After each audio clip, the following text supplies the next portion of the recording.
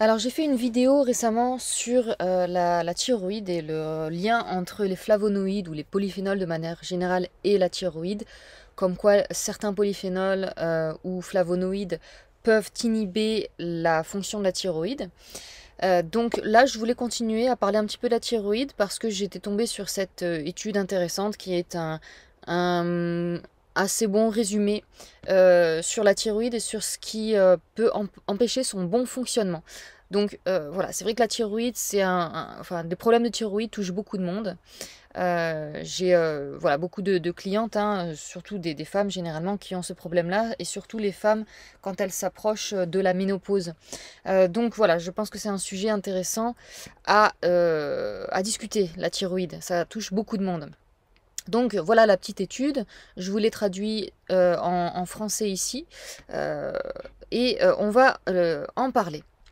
Alors, donc, dans cette étude, il nous parle du fait que des millions de personnes dans le monde souffrent de dysfonctionnement de la thyroïde, 300 millions selon cette étude. Donc, comme je vous dis, ça touche beaucoup de monde. Alors, je ne vais pas vous lire l'étude en entier, mais j'ai surligné des extraits qui sont très intéressants, en tout cas qui sont les choses à retenir de cette étude. Alors, dans l'introduction, on nous dit que les troubles thyroïdiens courants comprennent l'hypothyroïdie, l'hyperthyroïdie, le goitre, la thyroïdite de Hashimoto et le cancer de la thyroïde. Voilà, donc c'est les maladies qui reviennent généralement quand on a des problèmes de thyroïde. Et la maladie la plus commune, c'est l'hyperthyroïdie. En tout cas, moi, de ce que je vois des personnes qui me contactent, c'est beaucoup d'hypothyroïdie et d'hypothyroïdie de Hashimoto. Ici, on nous dit que la prévalence de l'hypothyroïdie est beaucoup plus élevée chez les femmes que chez les hommes, et plus élevée chez les adultes plus âgés que chez les plus jeunes. On nous dit que 53% des sujets atteints d'hypothyroïdie étaient positifs aux anticorps anti-TPO, c'est-à-dire c'est une hypothyroïdie auto-immune, c'est-à-dire hypothyroïdie d'Hashimoto. Comme je le disais, c'est très courant cette forme d'hypothyroïdie. Dans le passé, le goitre endémique a été associé à une carence en iode par plusieurs chercheurs éminents, mais malgré l'iodation, sa prévalence n'a pas diminué. C'est pourquoi l'auto-immunité thyroïdienne et d'autres goitrogènes semblent jouer un rôle important dans l'apparition du goitre. Voilà. Donc le goitre, c'est connu, c'est causé par une carence en iode dans l'alimentation, donc pas assez d'iode, donc la thyroïde va gonfler. C'est un mécanisme que le corps met en place pour essayer de justement suractiver la thyroïde pour compenser le manque d'iode. Voilà, c'est quand vous avez des organes qui gonflent comme ça, c'est parce qu'ils essayent de compenser un manque. Donc, mais donc là, ça nous dit que c'est pas seulement un manque d'iode qui peut provoquer des problèmes de thyroïde, et donc c'est ce qu'ils vont rechercher dans cette étude. Alors, il nous parle de plusieurs facteurs qui peuvent causer des problèmes de thyroïde. En premier lieu, des facteurs alimentaires, et ils nous disent en petit 1 excès d'iode alimentaire. Donc ils nous disent que un excès d'iode dans l'alimentation peut provoquer des problèmes de thyroïde. Mais on va voir plus tard à la fin de l'étude qu'ils nous disent que c'est très rare et que c'est plutôt l'inverse. Voilà. Donc l'excès d'iode, voilà, c'est généralement pas ça. Même s'il l'indique ici, c'est pas ça la cause première des problèmes de thyroïde. Et au contraire, c'est plutôt le manque d'iode. Ils nous le disent dans la conclusion. En numéro 2, les goitrogènes naturels. Alors ça, c'est connu. Les goitrogènes naturels, c'est connu surtout en ce qui concerne toute la famille des choux. La plupart des gens savent que la famille des choux, tous les choux, choux-fleurs, brocolis, etc., ont des composés goitrogènes, c'est-à-dire qui bloquent l'absorption de l'iode dans la thyroïde. Mais il n'y a pas que la famille des choux, il y a aussi des légumineuses et il y a aussi d'autres végétaux qui vont détailler un petit peu plus tard. Ah bah non, c'est là ici. Donc le navet, le manioc, voilà, le soja, voilà, plusieurs aliments comme ça qui ont des propriétés goitrogènes. Alors, on va en reparler un petit peu plus tard dans cette étude. Ils vont nous expliquer que ça dépend aussi de la manière dont on les prépare. Effectivement, ça j'en ai déjà parlé dans ma vidéo précédente où je vous parlais de la thyroïde. Alors ce qui est intéressant ici dans cette étude, c'est qu'il nous parle du rôle des graisses alimentaires dans les problèmes de thyroïde. Et ça, c'est vrai qu'on en entend très peu parler. La plupart des gens, je pense, ne savent pas le lien entre les graisses alimentaires, la consommation de graisse et les problèmes de thyroïde. Alors ici, vous allez voir que c'est un petit peu délicat parce que ils vont nous parler de plusieurs études qui ont montré certaines choses, mais en fait, comme d'habitude, quand vous lisez une étude, il faut aller voir les détails. Voilà, je vais vous expliquer. Donc ici, ils nous disent la nutrition peut affecter l'axe thyroïdien hypothalamo-hypophysaire. La composition en graisse alimentaire influence la sécrétion de TSH, l'activité de peroxydase thyroïdienne, TPO, les activités de la désiodinase hépatique et la liaison de la T3 au récepteur nucléaire. Alors, les niveaux de thyroxine totale, donc c'est la T4, et libre, se sont révélés plus élevés, alors dans une étude, hein, voilà, ici dans une étude menée sur des rats nourris avec des régimes alimentaires différents en termes de composition en graisse, les niveaux de T4 total et libre se sont révélés plus élevés dans le groupe nourri avec des graisses saturées que dans les autres. En outre, les niveaux de T3 et de TPO avaient diminué chez les rats nourris avec des graisses polyinsaturées et augmenté chez les rats nourris avec des graisses monoinsaturées. Bon, en gros, ils nous disent que selon le type de graisse, graisse monoinsaturée, graisse polyinsaturée, graisse saturée, il va y avoir des changements au niveau de la thyroïde. Alors, il faut toujours prendre avec des grosses pincettes hein, quand on nous parle de différents types de graisses dans les études, parce que en général, nous, on pense graisse polyinsaturée, on pense voilà, huile de tournesol, enfin je dis n'importe quoi, huile de colza, huile de lin, huile de voilà, toutes ces huiles là que nous on connaît. En graisse monoinsaturée, on pense à l'huile d'olive, et en graisse saturée, on pense aux gras animaux ou à l'huile de coco par exemple. Bon, à savoir que dans ces études, ils n'utilisent jamais ce genre de graisse, ils vont utiliser généralement des graisses hyper transformées. Je suis allée voir l'étude en question hein, puisque vous avez les références là. Donc c'est des graisses hyper transformées de graisse de palme et ce genre de choses.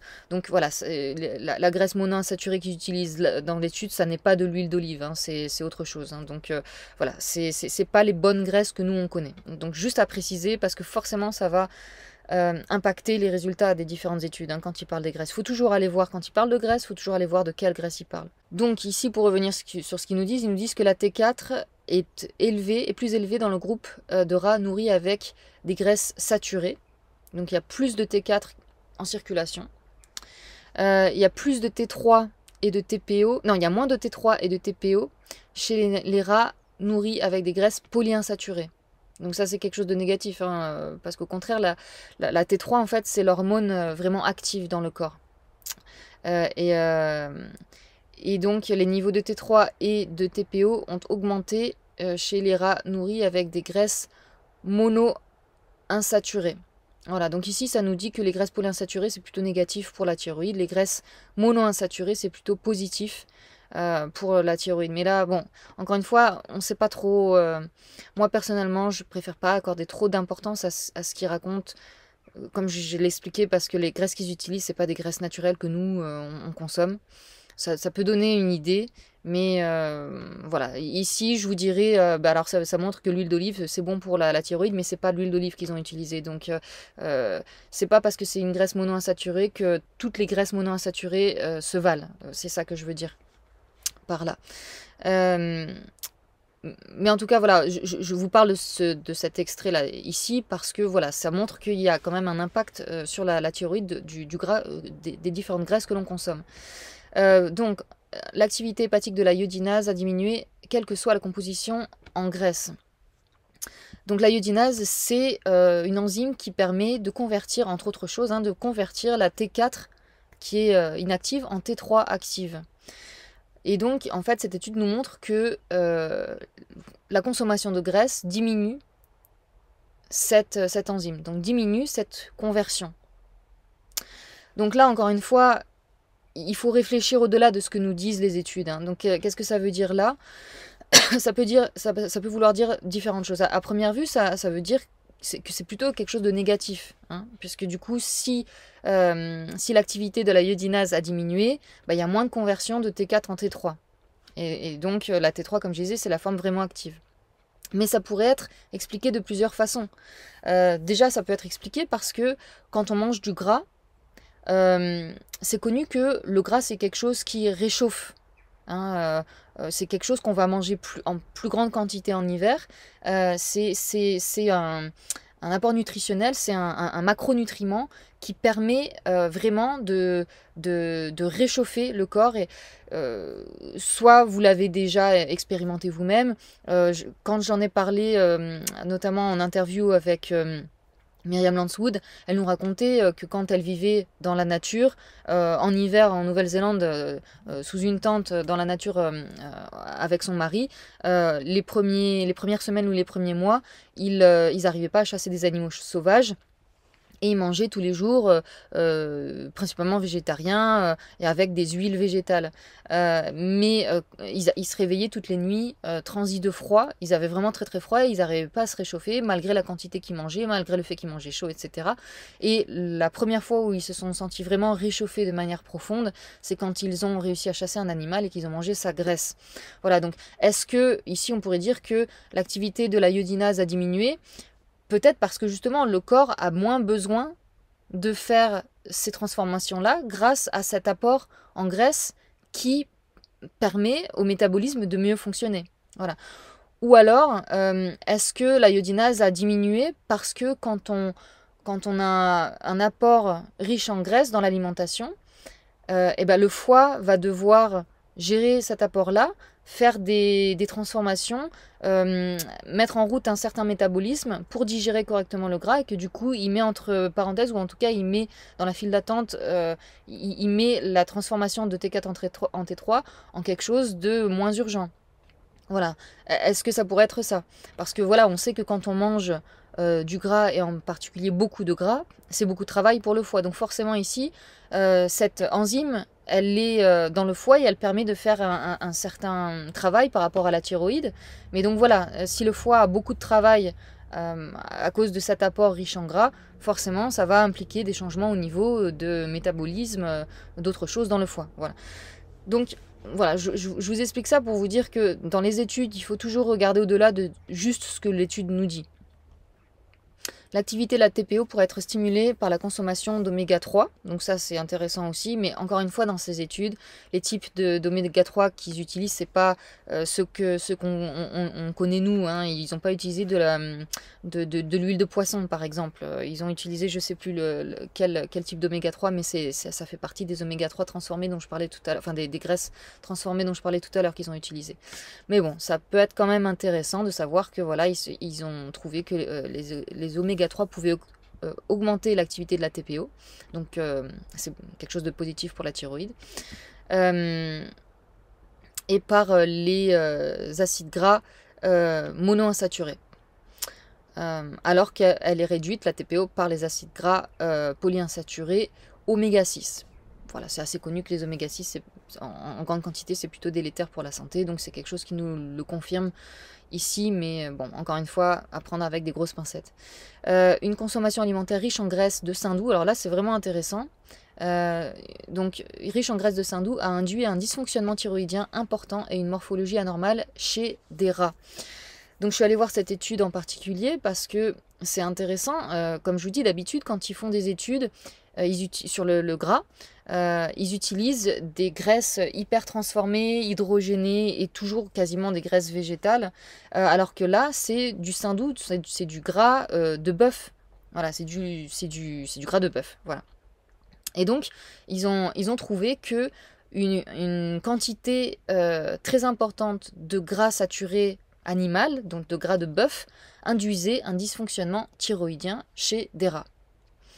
Des taux de triglycérides élevés et une diminution des taux de T4 total et de T4 libre, ainsi que des taux sériques de TSH élevés ont été notés. Donc ce qui nous montre que ça pose problème. Ça pose problème au niveau de la thyroïde, ça pose problème au niveau voilà, une augmentation des triglycérides dans le sang, ce qui n'est pas quelque chose de bon.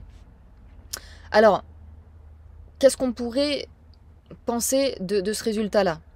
Parce que c'est vrai que dans les personnes qui suivent les conseils de la Fondation Weston Price, hein, comme c'est mon cas, euh, chez la Fondation Weston Price, on insiste sur le fait que les graisses saturées animales sont excellentes pour la santé et qu'il faut au contraire diminuer ou éviter fortement les graisses polyinsaturées, donc végétales, qui sont pro-inflammatoires, prônes à être rances et donc à causer de l'inflammation dans le corps. Et j'adhère effectivement à ce point de vue-là.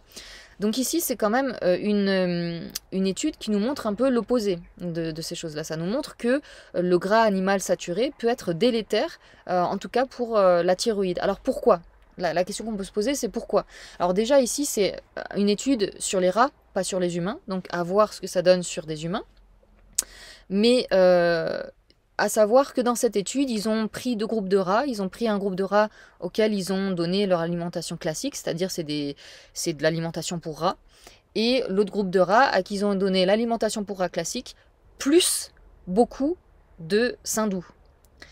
Donc, cette alimentation classique pour rats, elle est composée de quoi? Elle est principalement composée de céréales et de légumineuses. Donc c'est très riche en glucides. Voilà. Et donc, moi, ce que je comprends de ce résultat, c'est que ce genre d'alimentation, donc très riche en glucides et très riche en graisses saturées, peut poser problème au niveau des triglycérides et au niveau de la thyroïde. Voilà, moi je pense que c'est la combinaison des deux. C'est la combinaison d'énormément de glucides et énormément de gras. Voilà. Parce que quand vous avez une alimentation riche en glucides, faible en gras, ou riche en gras, faible en glucides, on voit que ça pose beaucoup moins de problèmes que une alimentation très riche en ces deux macronutriments.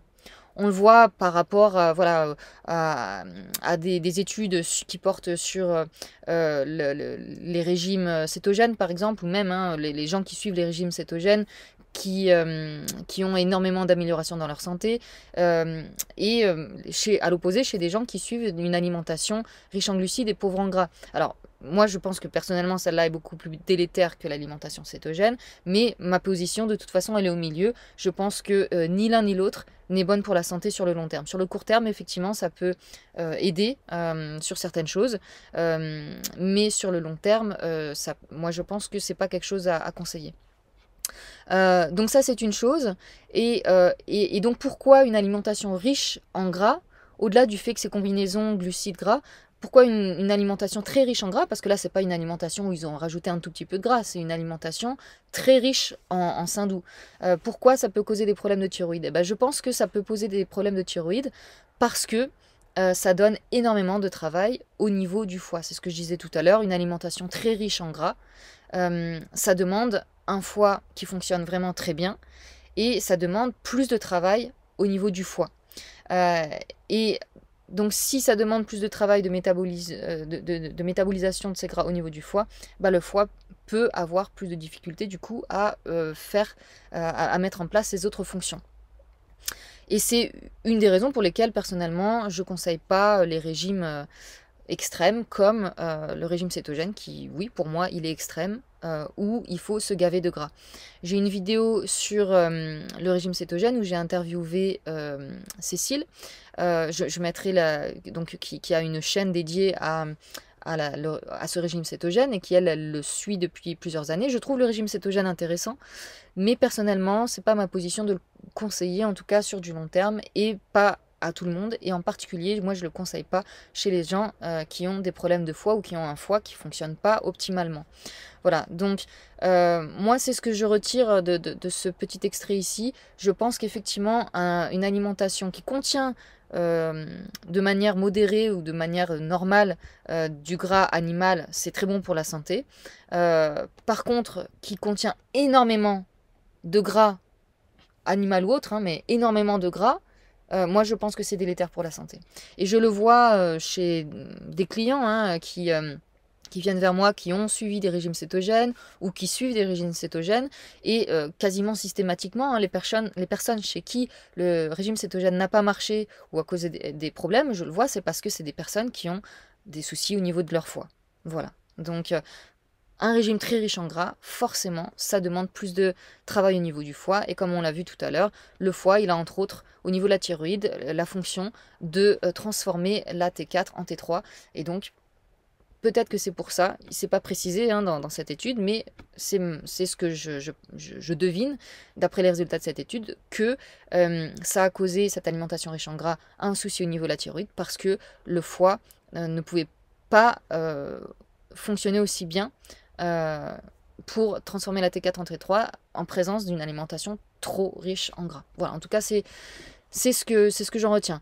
Après, voilà, encore une fois, c'est pas quelque chose qui est précisé dans cette étude, donc là, c'est que moi qui devine, hein, donc peut-être que je devine faux, voilà, mais en tout cas, même si je disais pas tout ça, voilà, c'est en tout cas la chose à retenir qui est intéressante, c'est que les graisses, la consommation de gras dans l'alimentation influence la thyroïde, d'une manière ou d'une autre. Voilà, selon les types de gras que l'on mange, selon la quantité de gras qu'on mange. Donc moi, ma position, c'est que oui, il faut manger du gras de bonne qualité et des bons types de gras. J'ai écrit tout un article sur les graisses, sur les différentes graisses. C'est sur mon blog, donc je mettrai le lien de l'article sous cette vidéo pour que vous alliez le lire. Donc moi, vraiment, je ne conseille pas de consommer des graisses polyinsaturées, en tout cas pas en grande quantité. Si vous voulez en consommer, il faut que ce soit en très petite quantité et de la meilleure qualité possible.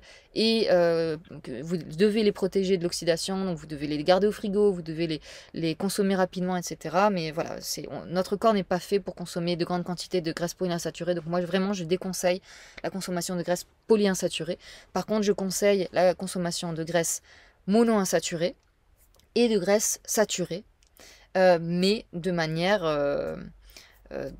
normale, quoi. Pas en mode cétogène à se gaver de gras. Pour moi, c'est pas du tout naturel de se gaver de gras toute l'année.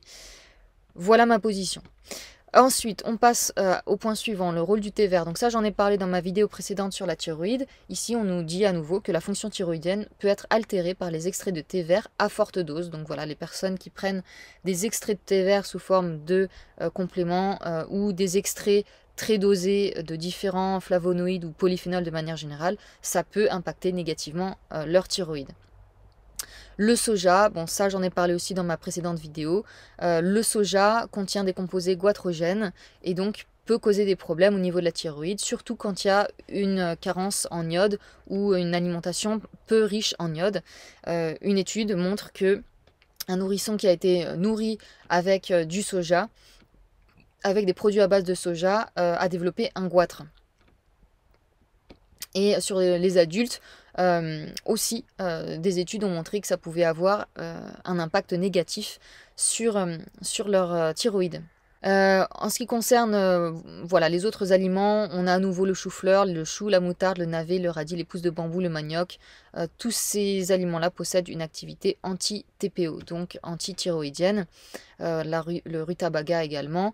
Et ici, il précise quand même que selon le type de cuisson va détruire une partie des enzymes qui sont responsables de cet effet goitrogène. Donc à savoir que consommer ces aliments crus va poser plus de problèmes que consommer ces aliments cuits. Et la meilleure façon d'éliminer ces composés goitrogènes, c'est par le fait de faire bouillir ces aliments. Ici, on nous parle de l'arachide, hein, donc de la cacahuète. Donc voilà, la cacahuète a un effet anti-thyroïdien. Mais léger. Ici, on nous dit que ça a été léger et que si on consomme suffisamment d'iode dans la nourriture, ça ira. Voilà. Le millet aussi, c'est connu pour avoir des effets antithyroïdiens. Et une carence en sélénium et une carence en vitamine B12 qui ont des effets antithyroïdiens. La thyroïde, pour fonctionner optimalement, elle a besoin de plein de choses. D'iode, ça c'est connu, mais aussi de sélénium, de B12 et encore plein d'autres minéraux et vitamines qu'il détaille dans la conclusion de cette étude. Alors, les facteurs environnementaux, ils sont très importants, en tout cas c'est mon avis, et c'est aussi l'avis de ces scientifiques qui ont écrit cette étude, sauf qu'eux ils disent que c'est juste dans les 20-30% des causes d'hypothyroïdie ou de problèmes de thyroïdie, c'est les facteurs environnementaux. Moi franchement je pense que c'est au contraire la cause majeure, hein. Mais bon, ils nous disent dans cette étude, c'est principalement les composés organochlorés présents dans les pesticides qui vont impacter la thyroïde négativement. Les isoflavones, donc ça c'est ce qu'on trouve notamment dans les sojas, hein, donc ils le remettent ici. Les biphényles polychlorés, bon, des produits chimiques, plein de produits chimiques qui contiennent du chlore, hein, qui contiennent du brome. Le bisphénol A, qui est un composé qu'on trouve dans les plastiques, hein, donc ces fameux perturbateurs endocriniens, le triclosan, les perchlorates, thiocyanates, nitrates, donc tout ça, voilà, ce sont plein de produits chimiques qu'on trouve partout, dans les pesticides, dans plein de produits qu'on utilise tous les jours. Ici, ils ne parlent pas de fluor, donc je ne comprends pas pourquoi ils ne l'ont pas précisé, ou alors c'est moi qui ne l'ai pas vu, mais en fait, la thyroïde, elle va absorber les halogènes. Les halogènes, vous en avez 4 principaux. On a l'iode, il y a aussi le chlore, le fluor et le brome. Le problème, c'est que donc la thyroïde, elle va absorber ces 4. Mais le problème, c'est que dans notre monde moderne hyper pollué, on va avoir un apport à cause de tous les produits chimiques, hein, qu'on a autour de nous. On va avoir un apport démesuré, un apport beaucoup trop important en chlore, brome et fluor. Et donc, votre thyroïde, elle peut se saturer en ces 3 halogènes et donc ne plus avoir la place pour l'iode. Parce qu'on a beaucoup plus de ces 3, on a beaucoup plus accès de contact avec ces 3 qu'avec l'iode, malheureusement. Et donc, quand la thyroïde est saturée de ces 3 halogènes, voilà, il n'y a plus de place pour l'iode et donc on va développer des problèmes de thyroïde, entre autres problèmes. J'ai fait toute une vidéo super détaillée sur le fluor et les problèmes causés par le fluor. Donc, allez voir cette vidéo pour plus d'infos. Je ne vais pas en reparler ici parce que ce serait trop long. Mais je parle de tout ça, des halogènes, etc. dans cette vidéo-là et du problème vraiment important du fluor. D'ailleurs, dans une étude dont j'ai parlé dans ma précédente vidéo sur la thyroïde, il parlait bien du fluor et du fait que dans une étude sur des rats, ils avaient donné aux rats du fluor pour bloquer leur thyroïde. Hein, c'est connu que le fluor, mais aussi le chlore et le brome, qu'on trouve donc dans ces composés chimiques, bloquent la thyroïde. Dans les cosmétiques, il nous parle ici des filtres à UV. Voilà, les filtres à UV vont bloquer aussi votre thyroïde. Ça a des effets toxiques sur la thyroïde, donc les crèmes solaires. Moi, je ne conseille pas d'utiliser de crème solaire en été. Voilà, utilisez d'autres méthodes. Mettez un chapeau, des vêtements longs, construisez votre bronzage petit à petit au fil de l'année pour justement que votre peau s'habitue et ne crame pas en plein été. Voilà, il y a plein d'astuces naturelles pour éviter les crèmes solaires. Moi, ça fait des années que j'en utilise plus. Pourtant, j'ai la peau très blanche. Mais voilà, je trouve, j'utilise ces autres méthodes pour ne pas cramer l'été. Les métaux lourds, ici, nous disent que c'est principalement le cadmium et le plomb qui sont connus pour affecter la fonction thyroïdienne. Et notamment, une exposition prolongée au plomb peut causer des problèmes auto-immuns au niveau de la thyroïde. Bon, ici, il nous parle du brome, hein, ça je vous en ai déjà parlé, et aussi de toxines bactériennes qui peuvent impacter la thyroïde. Là, bizarrement, il nous parle du tabagisme, mais comme quelque chose de positif pour la thyroïde. Voilà, ils nous disent qu'il a été démontré qu'un nombre moindre de fumeurs avaient des auto-anticorps sériques thyroïdiens et une TSH élevée par rapport aux non-fumeurs. Voilà, alors ça, je ne suis pas allée voir l'étude qui parle de ça spécifiquement, donc à voir le mécanisme derrière, mais évidemment, je ne pense pas que ce soit une bonne idée de fumer pour protéger sa thyroïde. D'ailleurs, ça me semble plutôt contre-intuitif, puisque dans le tabac, on a plein de métaux lourds et de produits toxiques, de produits chimiques toxiques qu'on vient d'évoquer juste avant. Donc voilà, à voir pourquoi ils ont trouvé ça. Comme je vous dis, les études, il ne faut pas juste les lire et prendre pour argent comptant ce qu'ils vous disent. Il faut aller voir. Là, par exemple, la référence est ici. Il faudrait aller lire l'étude en question qui montre que le tabac est bon pour la thyroïde et voir ce qu'ils ont analysé précisément dans cette étude. Typiquement, là, je vais vous parler de la dernière partie ici, où effectivement, il faut aller voir plus loin que ce qu'ils nous disent. Donc ici, ils nous parlent du rôle de l'âge. Les maladies thyroïdiennes seraient plus fréquentes chez les femmes en périménopause et ménopausée en raison d'une altération de l'équilibre entre les œstrogènes et la progestérone. Ça, pour moi, c'est clair et et net. Justement, j'ai plein de clientes qui sont en préménopause et qui développent des problèmes de thyroïde. La ménopause, l'entrée en ménopause, la périménopause, clairement a un impact énorme sur les problèmes de thyroïde. Je le vois presque quotidiennement chez les gens qui me contactent. Mais par contre, regardez la suite. Donc, les maladies thyroïdiennes seraient plus fréquentes chez les femmes en périménopause en raison d'une altération de l'équilibre entre œstrogène et progestérone, bien sûr, puisque quand on rentre en ménopause, d'un coup, boum, le corps ne produit presque plus d'œstrogène et de progestérone. Alors, moi, c'est ce que je répète sans cesse à mes clients. Tout le système hormonal est lié, d'accord? C'est pas parce que vous avez un problème qui se répercute à première vue seulement sur la thyroïde ou seulement sur les ovaires ou seulement sur les surrénales que tout est séparé. Non, pour moi, quand il y a un souci hormonal, c'est dans tout le système hormonal. Et il faut soutenir tout le système hormonal et pas juste une des glandes endocrines. Okay, tout ça fonctionne ensemble. L'hypophyse, c'est le chef d'orchestre de toutes vos hormones et elles fonctionnent toutes ensemble, comme des maillons d'une chaîne. Okay, donc la thyroïde, le pancréas, qui est aussi une glande endocrine, qui produit des hormones comme l'insuline, les surrénales qui produisent là aussi des hormones, comme par exemple l'adrénaline, le cortisol, etc. Les ovaires, tout ça, c'est un seul et même système, c'est le système hormonal. Donc quand il y a une glande endocrine qui fonctionne moins bien, ça va forcément impacter les autres. Quand les femmes entrent en ménopause, il va y avoir moins de production d'œstrogène et de progestérone.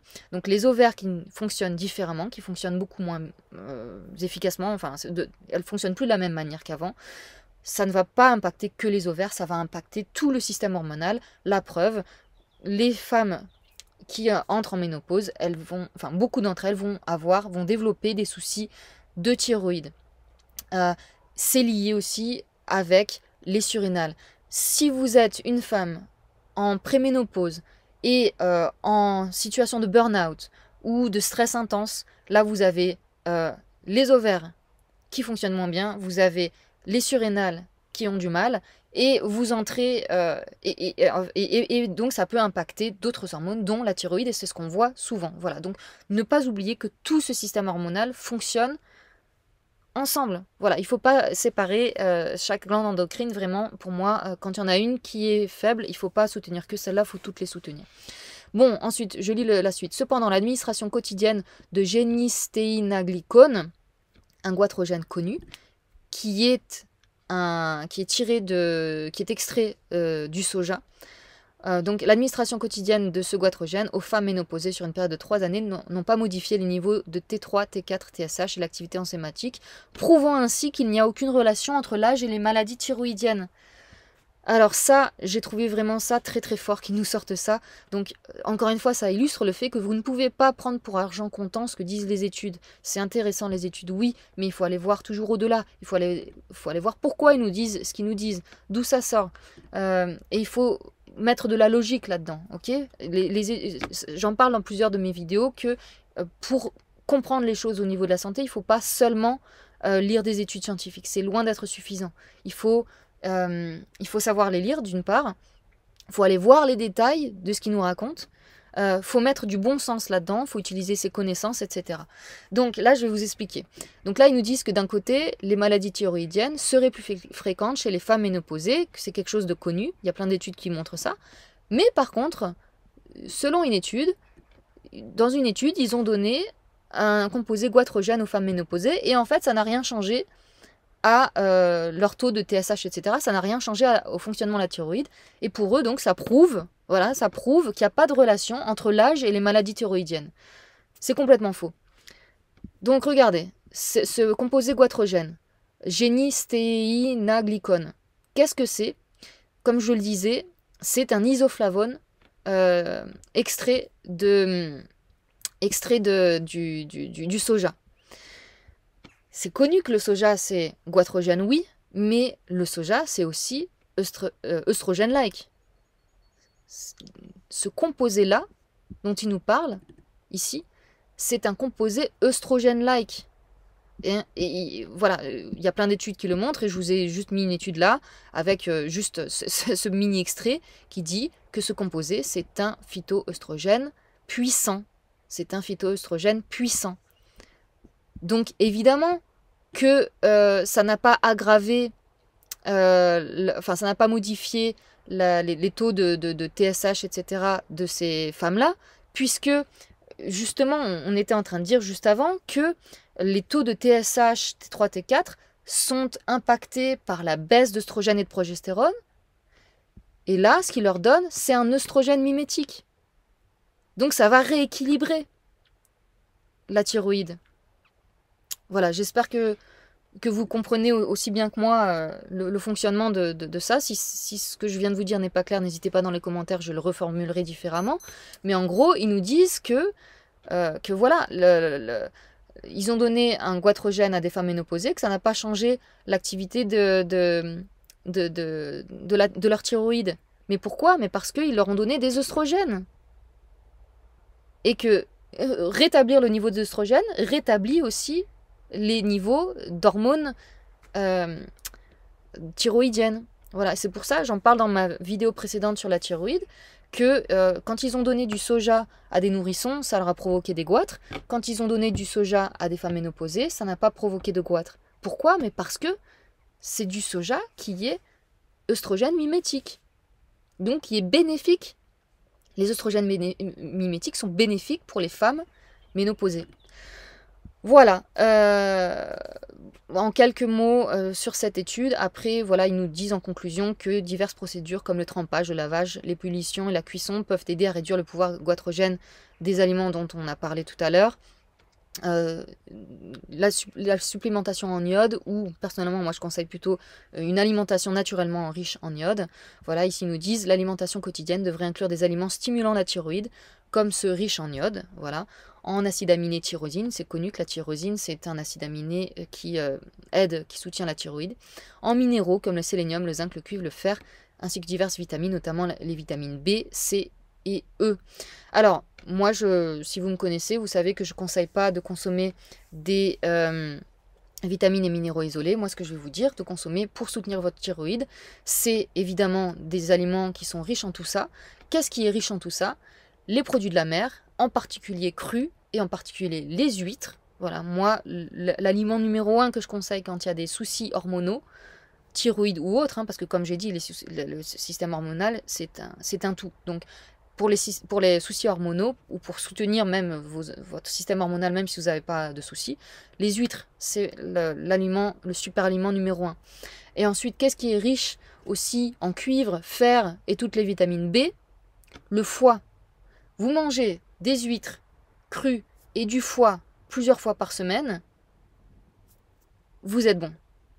Vitamines C et E, bon bah ça va être après dans les autres aliments, bien que il y en a beaucoup dans le foie et dans les huîtres aussi, si c'est mangé cru, hein, la viande crue, les produits animaux crus contiennent aussi de la vitamine C. La vitamine E, ça va être surtout dans le foie de morue, par exemple, vous avez beaucoup de vitamines liposolubles, comme la vitamine E. Sinon, la vitamine E, on en trouve beaucoup dans les graisses végétales. Donc, si vous consommez, par exemple, régulièrement de l'huile d'olive, vous avez votre dose de vitamine E sans souci. Voilà, donc pour soutenir votre thyroïde, cuisez correctement les aliments riches en goitrogène, hein, comme on a vu, donc tous ceux qu'on a cités, ou même évitez-les hein, si jamais vraiment vous avez l'impression d'avoir vraiment des soucis et vous voilà, dans le doute, si vous préférez, vous pouvez tout simplement les éliminer, ces aliments-là, ils ne sont pas nécessaires pour la santé, et consommer des huîtres, du foie et une alimentation généralement riche en aliments non transformés et denses en nutriments, comme ce que conseille l'alimentation, enfin ce que conseillait Weston Price, donc une alimentation à la Weston Price, dont je parle souvent dans mes vidéos et dans mes articles sur mon blog, sur mon site internet. Voilà pour cette étude que je trouvais intéressante d'expliciter dans cette vidéo. N'hésitez pas dans les commentaires si vous avez des choses à rajouter et je vous répondrai. On se voit dans la prochaine vidéo, à bientôt, salut!